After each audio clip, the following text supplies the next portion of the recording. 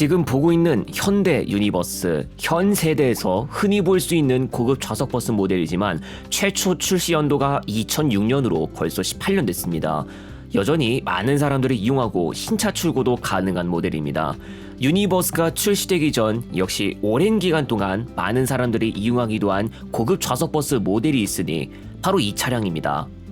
이 차량의 모델 이름은 에어로. 바로 유니버스가 출시되는 시점쯤까지 존재했던 고급 좌석버스 모델입니다. 최초 출시 연도는 1985년으로 당시 현대자동차는 1970년대부터 미쓰비시와의 기술 협력을 통해 미쓰비시 자동차의 모델이나 엔진 등을 들여 차량을 생산하고 있었습니다. 현대 에어로도 마찬가지로 원판에 해당하는 후소 에어로를 들여 생산하면서 시장에 발을 들였습니다.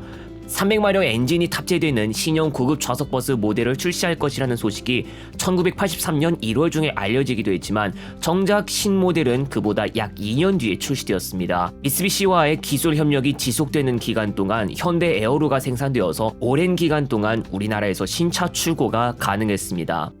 가장 먼저 1985년과 1986년에 각각 전장 12m 하이데커와 로우데커가 생산되었고 1988년부터는 RB600 후속이기도 하는 SD급 에어로 600도 생산됐습니다.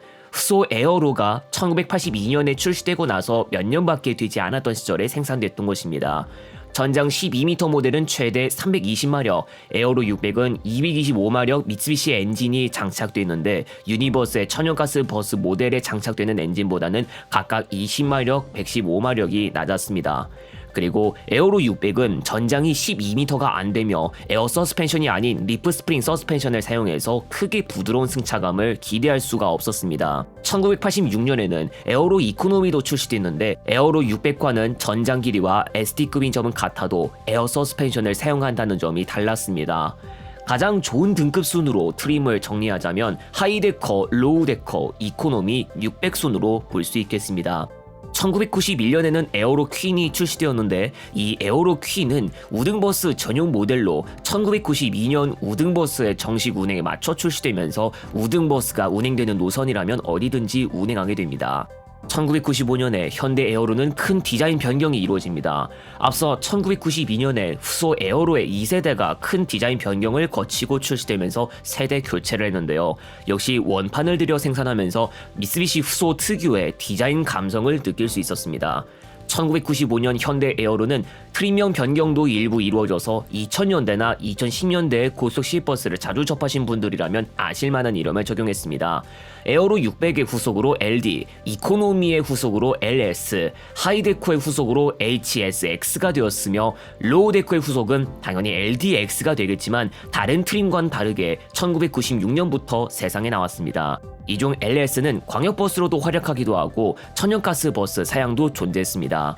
퀸은 트림형 변경은 없었지만 역시 큰 디자인 변경을 거쳤습니다.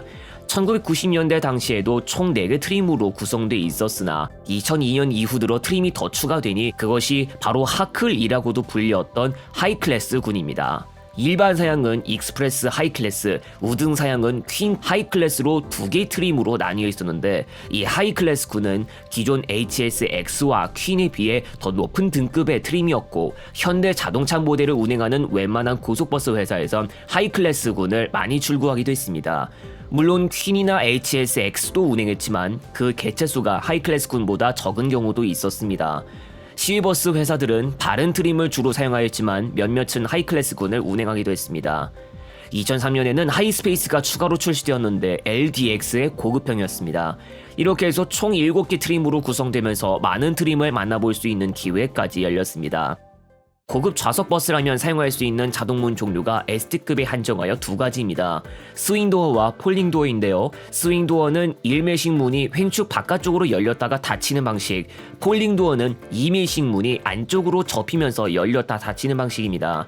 현대 에어로가 미쓰비시 후소 에어로의 원판을 들여왔다 보니 생기는 특이한 점이 있었는데 보통 폴딩도어가 일자로 각이 떨어지는 이매식 문의 디자인을 따르는 것과는 반대여서 자사 타 버스와는 다르게 문을 개방했을 때에도 차체 곡진 형태를 그대로 드러냈습니다. 폴딩도어의 디자인이 차체 옆면 디자인 따라 그대로 차용해서 생기는 점입니다. 아이러니하게도 광역버스로 사용하는 전중문형 버스의 하차용 문은 일자형이었습니다.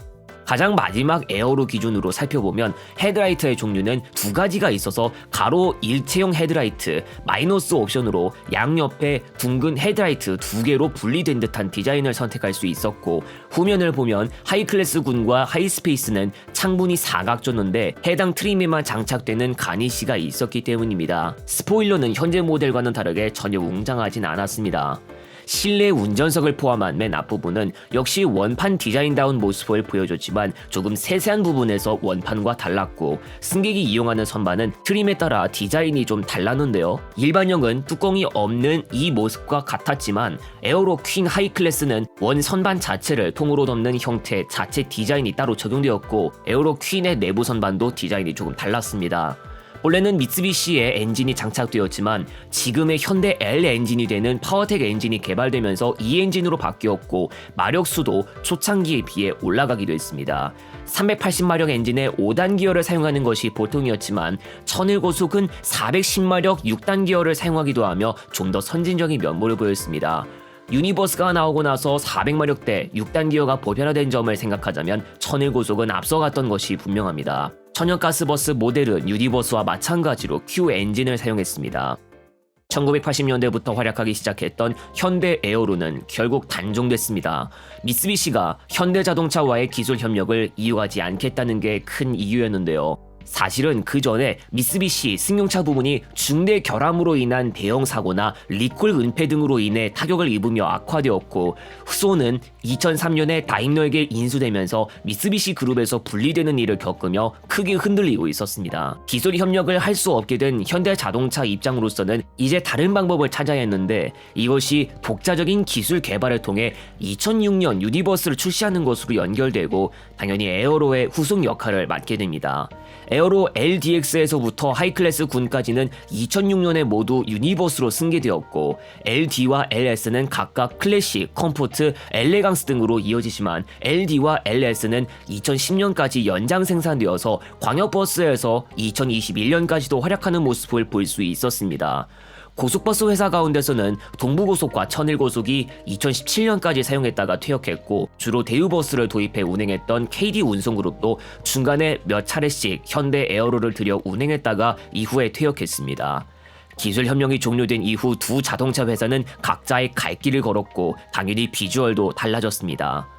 현대 에어로 고급 좌석버스 모델은 단종되었지만 에어로라는 요소의 흔적은 이름으로라도 남아있습니다. 1990년대부터 생산되었지만 지금은 천연가스 저상버스로만 남아있는 에어로시티 모델군과 에어로시티 저상을 기반으로 하는 일렉시티와 전장 9m급 일렉시티 타운이 있고, 지금은 단종된 그린시티, 유니시티도 각자 에어로시티에서부터 갈라진 것이라 역시 에어로의 흔적이 있다고 볼 수 있습니다. 에어로시티 역시 초기엔 후소의 에어로스타 K를 원판으로 하여 생산했다가 2008년부터 디자인을 완전히 바꿔 원판과는 전혀 달라졌습니다.